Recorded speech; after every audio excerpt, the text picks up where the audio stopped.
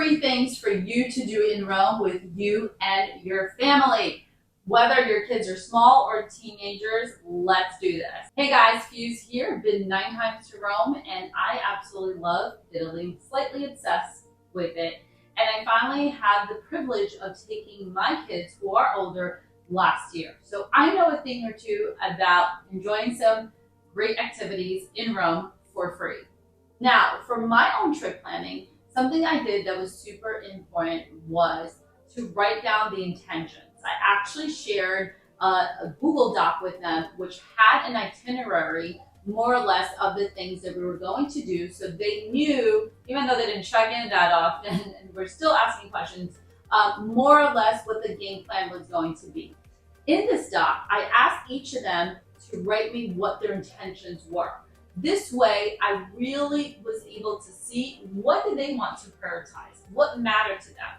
So for example, my one son said he wanted to see historical things, which I was surprised. My other son, I know, is artistic, and I knew he would want to draw or watercolor. And then my daughter, we knew she loved shopping and eating, and she was just excited to go. So knowing the different styles of each of your kids, if you have more than one, is going to be helpful for you to really create a stress-free and exciting trip. Another tip, actually, from my friend Nikki from Little Family Adventures is, if your kids are older, have them map out a full day of activities. Like, they're the ones who have to do the itinerary. And I thought that was just a brilliant idea. All right, now let's get to the fun stuff. Now, you probably know the basics, right? The ones that everyone talks about.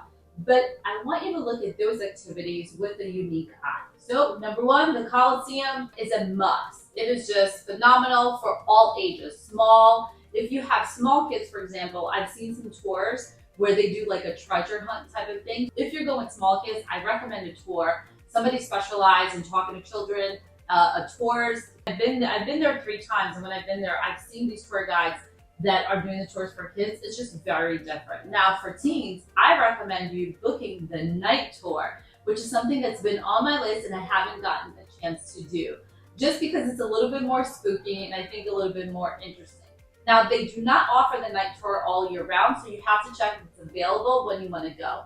And ever since the pandemic happened, you really need to book all things Italy way in advance. Things are becoming sold out, so that's a bonus tip. Really important to book as many tickets in advance as possible.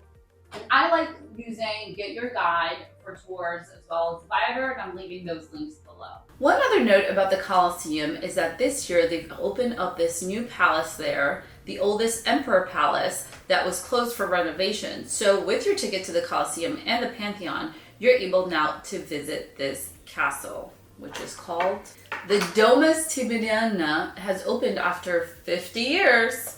Has reopened after 50 years. And I believe with your ticket to the Colosseum and the Forum, because that's where the palace is located, you're able to enter. And this palace was from the first emperor, and they say there's a lot of unique things to do. I can't wait to go back to Rome. This is going to be on my list of things to do for sure.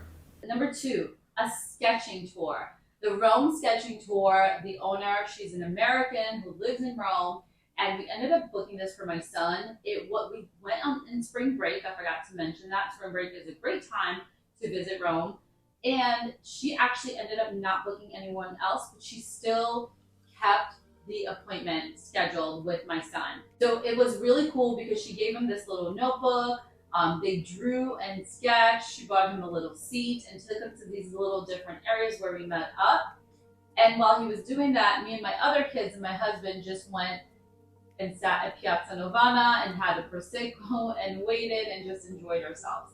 Then on our way back, we met up with them and it was getting cold, so they went to a coffee shop where they finished their drawing, and she got him hot chocolate. Overall, the experience is 10 out of 10. So if you have a child that is artistic and likes to draw or color, it's just a really unique thing to do that I think not enough people are doing.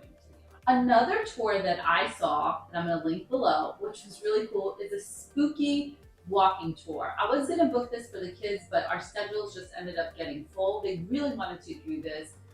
The tour guide looked so cool. It's just more funny stories and a little spooky. Obviously, that's for older kids only, and one of our kids was over 18 to be able to go with them. and we would be nearby. Alright guys, continue talking about unique things to do in Rome with your kids beyond the obvious things that you do in Rome. Next up is the Bats of Casarella. Not sure if that's how you pronounce it, but this was something that my husband and I did, and I really thought that it was super kid-friendly and teen-friendly because they give you the red viewfinder and then you're able to see how the bathhouses looked back in the day and you're able to walk around. It's a unique thing to do that I don't see enough people talking about, and I think it's really awesome. Next up, something really fun to do with your kids or teens is gelato tasting or some kind of dessert tasting where you let them rate which ones they love the best.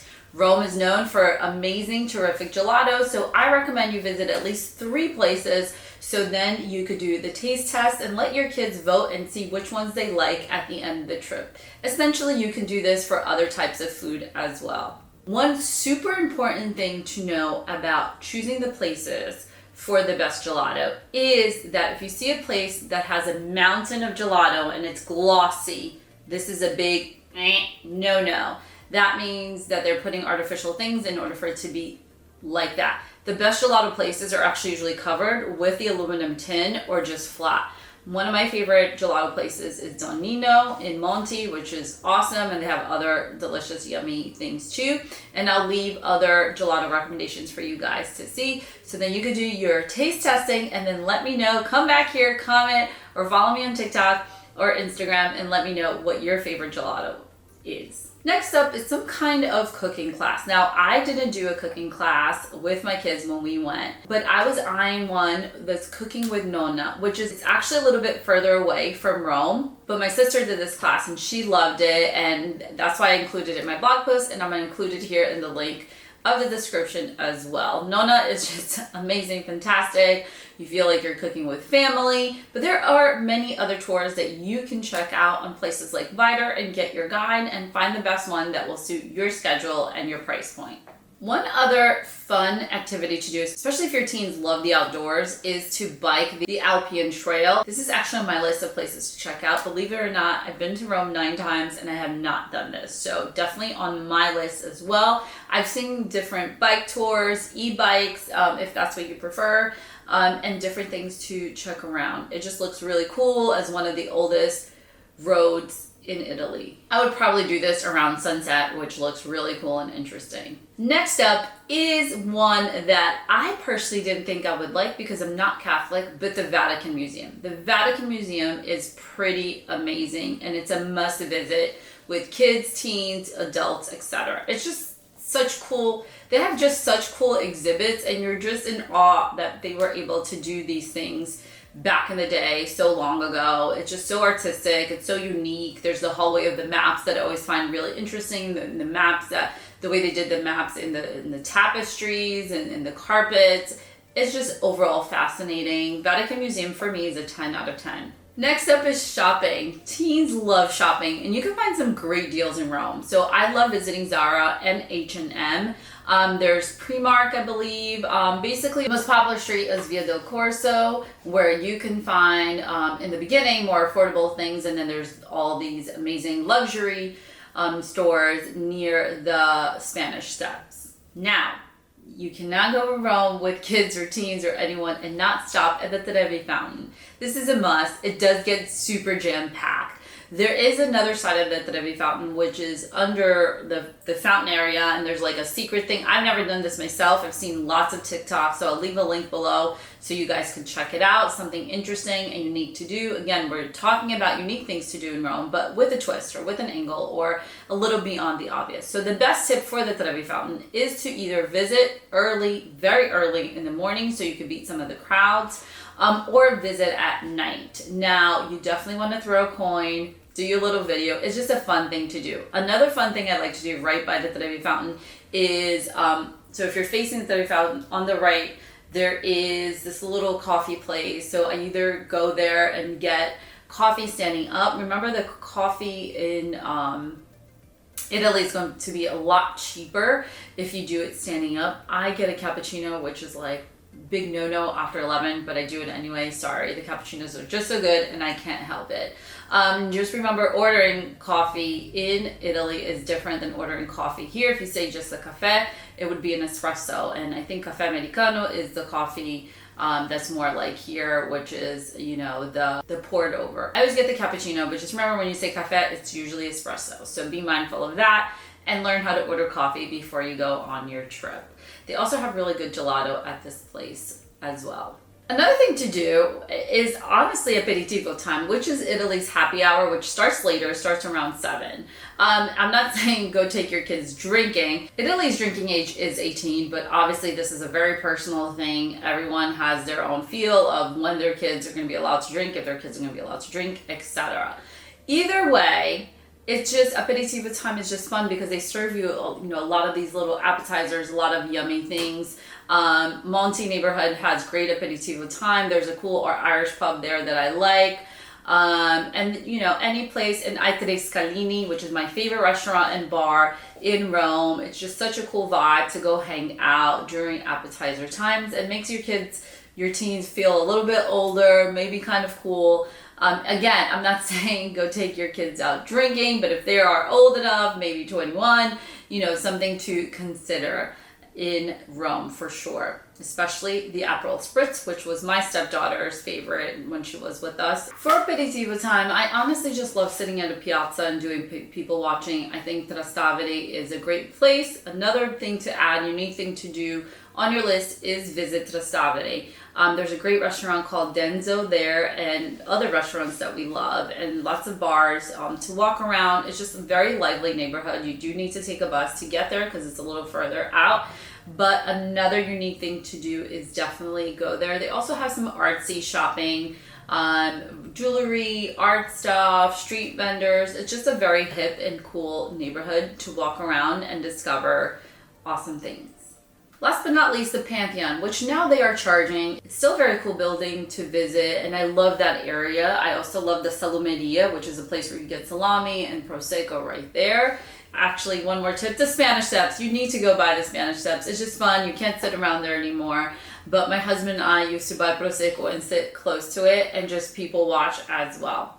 Overall, you can't go wrong with Rome and teenagers. There's just a lot of unique things to do. So my last tips and advice is definitely have your teens, if they like, maybe look into something cool, an Instagram worthy place if that's their thing. And setting their intention so you know what they expect, and so it could be a great trip. I have to say that our trip to Rome was unbelievable, and we also ended up going to Florence, which was just super magical, and I feel like it was amazing because I set those intentions and I knew what they were expecting instead of me trying to guess what they were expecting. That way I just really made sure that everyone had fun and it was as stress-free as possible. And don't forget, you really want to book all your tickets as much as possible in advance. You do not want to take the risk of getting there and, you know, adding something terrific like visiting the Vatican Museum or the Colosseum and getting there, not be able to get tickets. That's just going to be a bummer and it could be upsetting. So plan ahead, plan wisely, and let me know what was your favorite thing, or if you've been to Rome with your teens, what did you do that was a little different and that you recommend for other travelers? Thanks so much. Make sure you're subscribing as I have a lot more content coming to you about slow travel, traveling with family, and as a couple to Italy and Europe.